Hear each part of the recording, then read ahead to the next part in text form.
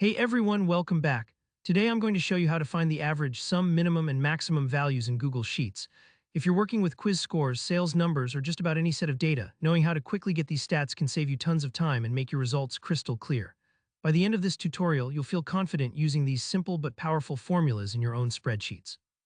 Alright, let's dive in. So let's say you already have your data set up in Google Sheets. Maybe you've just finished entering results for 3 different quizzes and you want to analyze how your group did on each one. For this demo, imagine columns B, C, and D each represent scores for Quiz 1, Quiz 2, and Quiz 3, and you have students' names listed in column A. Let's start with Quiz 1. Suppose you want to figure out the average score that tells you the typical result or the middle ground for the group. Go to the cell where you want your average to appear. Click into it, then type equals average B2, B6, assuming your scores are in cells B2 through B6. Press enter, and there you have it, the average pops up like magic. What's happening here is the average formula takes all the numbers in that range and adds them together, then divides by how many there are. If you're ever curious about class performance or want to quickly compare results, this is the go-to formula. Next up, let's look at Quiz 2 and we'll find the sum of all those scores. That's just the total when you add everyone's results together. Head to the cell where you want this total and type equals sum C2, C6. Once you hit enter, you'll instantly get the sum.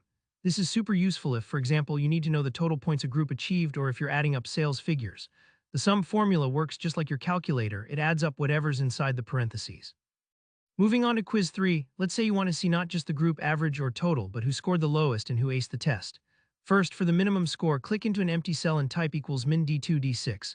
This tells Google Sheets to look through the range of scores for Quiz 3 and pull out the smallest number, which could be helpful if you're identifying students who might need extra support or spotting outliers in your data. Then right below or next to that, enter equals max D2, D6. Now you'll see the highest score in that range, great for calling out the top performer or tracking a new record. And that's really all there is to it, so you don't have to be a spreadsheet wizard to make sense of your data.